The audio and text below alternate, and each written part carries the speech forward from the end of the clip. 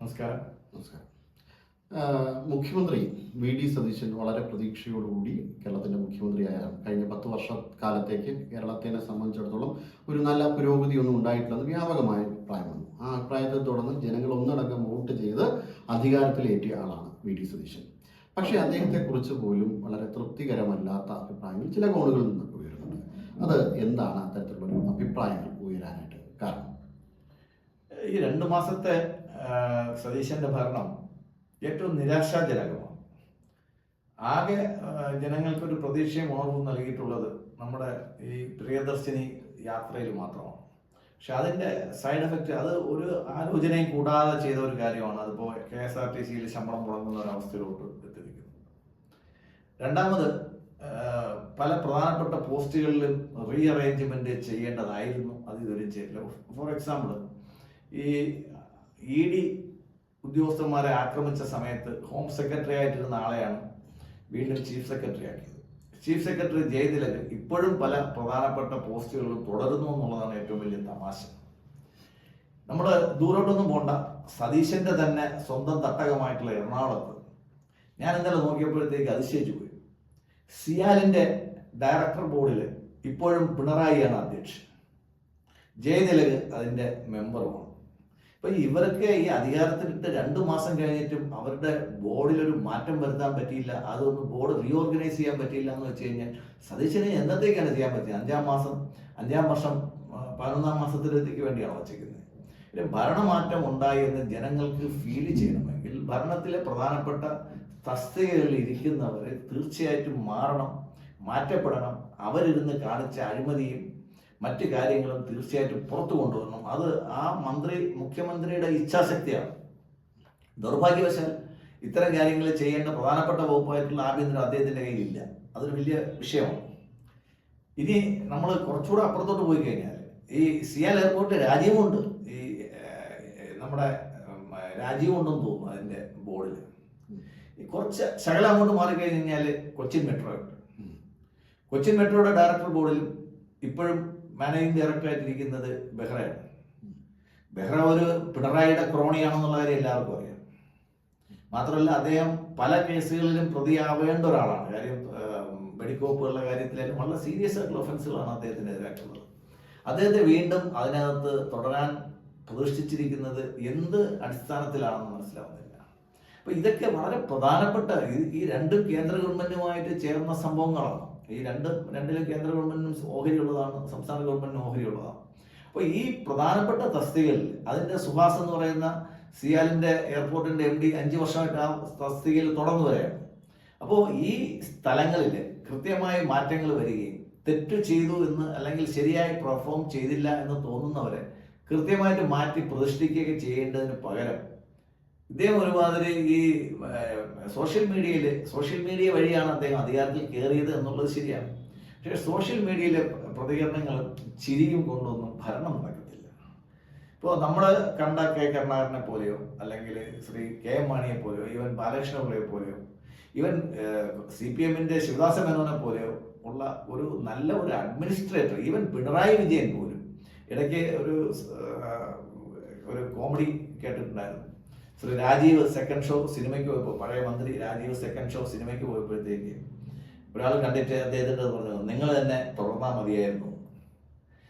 കുറച്ച് ദിവസം കഴിയുമ്പോഴത്തേക്ക് സതീശനും ചെന്നിത്തലയും ഈ രീതിക്കാണ് മുന്നോട്ട് പോകുന്നെങ്കിൽ കുറച്ച് ദിവസം കഴിയുമ്പോഴത്തേക്ക് കേരളത്തിൽ എല്ലാവരും പറഞ്ഞു പോയിരുന്നു അവർ തന്നെ തുടർന്നാൽ മതിയായിരുന്നു. കാര്യം ജനങ്ങൾ രാവിലെ 7 മണിക്ക് ബൂത്തിൽ പോയി വോട്ട് ചെയ്യുകയും ഇത്രയും വലിയൊരു ഭൂരിപക്ഷം കൊടുക്കുകയും ചെയ്ത് ഇത്രയും വലിയൊരു മാൻഡേറ്റ് കൊടുത്തതിന് ശേഷം അതിനുള്ള റിട്ടേൺസ് കൊടുക്കാൻ ഇവർ മടിക്കുകയാണെങ്കിൽ അവർക്കുള്ളത് ഒരുങ്ങിയിട്ടുണ്ടെന്ന് കണക്കാക്കിയാൽ മതി. കാര്യം ജനങ്ങൾ ഒരേ സമയത്ത് എടുത്തു പൊക്കുകയും അപ്പോൾ നമ്മൾ ബാക്കിലോട്ട് പോവുകയാണെങ്കിൽ ഇന്ദിരാഗാന്ധിയുടെ ഭരണത്തിനെതിരെ മൊറാർജി ദേശായിയെ ഒരിക്കലും കാണാത്ത ഭൂരിപക്ഷത്തിൽ ജനതാ പാർട്ടി ജയിപ്പിക്കുകയും അദ്ദേഹത്തെ പ്രധാനമന്ത്രിയാക്കുകയും ചെയ്തതിന് ശേഷം അവർ പെർഫോം ചെയ്യുന്നില്ല എന്ന് കണ്ടപ്പോഴത്തേക്ക് ഇടത്തെ കാലം കൊണ്ട് ചവിട്ടിയെടുത്ത് ദൂരെ എറിഞ്ഞു വീണ്ടും ഇന്ദിരാഗാന്ധി വിളിച്ചുകൊണ്ട് വന്നു. ഈ പാരമ്പര്യം ആര് മനസ്സിലാക്കണം?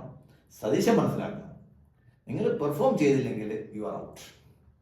ചിരിച്ചുകൊണ്ടോ സോഷ്യൽ മീഡിയയിൽ പങ്കുവെച്ചുകൊണ്ടോ അല്ലെങ്കിൽ ഈ എന്താ പറയുന്നത് ഈ ഒപ്പുകൾ കൊടുത്ത് എന്താ പറയുന്നത് ഇതൊക്കെ കൊടുത്തിട്ടൊന്നും കാര്യങ്ങളൊന്നുമില്ല. ജനങ്ങളെ എല്ലാ ദിവസവും കാര്യം നമ്മൾ ഉദ്ദേശിക്കുന്ന വിഭാഗത്തെക്കാളും താഴ്ന്ന വിദ്യാഭ്യാസമുള്ള ആൾക്കാർ പോലും, നമ്മുടെ കേരളത്തിന്റെ ഒരു പ്രത്യേകതയാണ്, ചായക്കടയിൽ വൈകുന്നേരം ഇരുന്ന് സംസാരിക്കുന്ന ആൾക്കാർ പോലും ഇത്തരം കാര്യങ്ങൾ വളരെ അവെയറാണ്.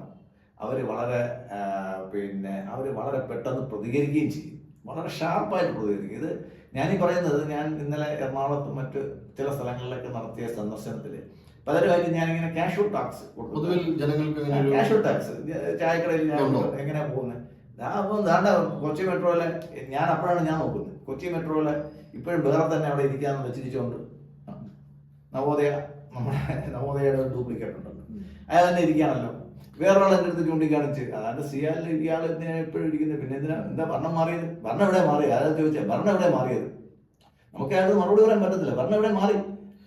10,000 കോടി കേരളത്തിലേക്ക് കൊണ്ടുവരും എന്നതിനൊക്കെ ഒരു അത് വേറൊരു കാര്യം എന്ന് വെച്ച് കഴിഞ്ഞാൽ അത് അദ്ദേഹം പറഞ്ഞത് നല്ലൊരു പോയിന്റാണ്. ഇപ്പം ടാറ്റ അതിന് സംഭവിക്കുന്നില്ല എന്നാണോ പറയുന്നത്? അല്ല, ഈ 10,000 കോടി മൊത്തത്തിൽ ടാറ്റ ഇൻവെസ്റ്റ് ചെയ്യാൻ തയ്യാറാണെന്നൊക്കെ പറയും. ഈ 3.5 ലക്ഷം കോടി ഇൻവെസ്റ്റ് ചെയ്യാൻ വേണ്ടി തയ്യാറായിട്ട് ആരോ പിണറായി വിജയന്റെ അടുത്ത് പറഞ്ഞെന്ന് പറഞ്ഞു. അതൊക്കെ തള്ളായിരുന്നു. 10,000 കോടി തള്ളന്നാണ് കേട്ടോ. അല്ല, ഇത് തള്ളല്ല. ആക്ച്വലി ഈ പ്രോജക്റ്റ്, അതായത് നമ്മുടെ ഒരു port repair, ship repair depot Poovar നേരത്തെ ഗവൺമെന്റ് പ്ലാൻ ചെയ്തിരുന്നത്.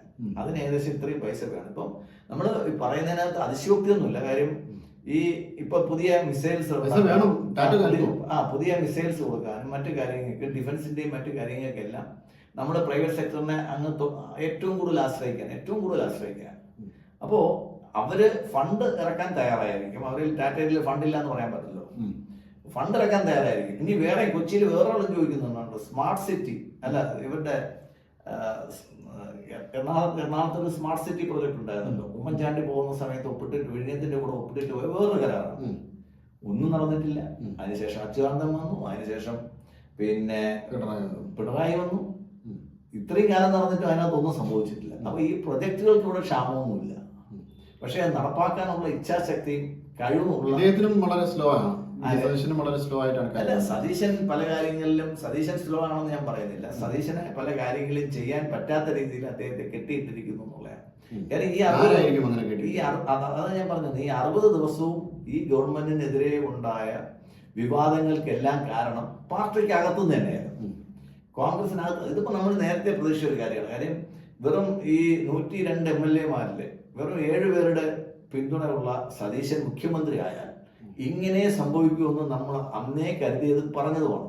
കാര്യം നിയമസഭയ്ക്കകത്ത് അദ്ദേഹത്തിന് വേണ്ട പിന്തുണയില്ല, ക്യാബിനറ്റിനകത്ത് അദ്ദേഹത്തെ സപ്പോർട്ട് ചെയ്യുന്നത് മുരളീധരൻ മാത്രമേ ഉള്ളൂ. ബാക്കി എല്ലാവരും എതിരായിട്ട് നിൽക്കുമ്പോഴത്തേക്ക് എന്ത് ചെയ്യാൻ പറ്റും? സതീശൻ രാജിവെക്കേണ്ടി വരുമോ? ആ ഒരു രീതിയിലോട്ട് പോകുന്നില്ല. ഞാൻ പറയുന്നത്, ഏറ്റവും പോപ്പുലറായ മുഖ്യമന്ത്രി എന്ന നിലയിൽ നിന്നും ഏറ്റവും അൺപോപ്പുലറായ മുഖ്യമന്ത്രി എന്നുള്ള നിലയിലേക്ക് സതീശൻ കൂപ്പുകുത്തരുതേ എന്നേ എനിക്കുള്ളൂ. പ്രാർത്ഥന. തീർച്ചയായിട്ടും. എന്തായാലും സതീശൻ, വി.ഡി. സതീശൻ വളരെ പ്രതീക്ഷയോടെ, ഉറക്കം വിട്ടോണമെന്നില്ലെങ്കിൽ ചവിട്ട് കിട്ടും ആൾക്കാരുടെ. വി.ഡി. സതീശൻ വളരെ എന്താ പറയാ, ജനങ്ങളോട് കൂറും പ്രതിബദ്ധതയും ഒക്കെ കാണിക്കുമെന്നും വളരെയധികം പുരോഗമിക്കാൻ കേരളം കാരണമാകുമെന്നൊക്കെ പറഞ്ഞുകൊണ്ടാണ് അധികാരത്തിലേക്ക്. ശരിയാണ്, പക്ഷെ ഒന്നും നടക്കുന്നില്ല. തീർച്ചയായിട്ടും അത് നടത്തിയെടുക്കുകയും ജനങ്ങൾക്ക് വളരെ കൃത്യമായി, പ്രതിരോധകരമായിട്ടല്ല, വളരെ ആഴത്തിൽ, പെരിഫറലായിട്ടല്ല, വളരെ ആഴത്തിൽ ഉള്ള വേരോട്ടം ജനങ്ങളിലേക്ക്, വളരെ ആഴത്തിലേക്ക് വികസന പ്രവർത്തനങ്ങളുടെ പങ്കെത്തട്ടെ. ജനങ്ങൾക്ക് കൂടുതൽ ആഹ്ലാദഭരിതന്മാരായി മാറും. അല്ലെങ്കിൽ ചെയ്യാൻ പറ്റുന്നവർക്ക് വേണ്ടി അന്തസ്സായിട്ട് വഴി ഒഴിഞ്ഞു കൊടുക്കുന്നു. തീർച്ചയായും. എന്തായാലും അത്തരത്തിൽ കേരളത്തിനൊരു നല്ല മാറ്റം അദ്ദേഹത്തിന് ഉണ്ടാക്കിയെടുക്കാൻ കഴിയട്ടെ. അല്ലെങ്കിൽ തീർച്ചയായിട്ടും അദ്ദേഹത്തിന് പുറത്തു പോകേണ്ടി വരും എന്ന് തന്നെയാണ് പൊതുവിൽ പലരുടെയും അഭിപ്രായം. അറിയില്ല, എന്തായാലും അദ്ദേഹത്തിൻ്റെ പെർഫോമൻസ് നല്ല രീതിയിൽ കാഴ്ചവെക്കാൻ സാധിക്കട്ടെ. നമസ്കാരം.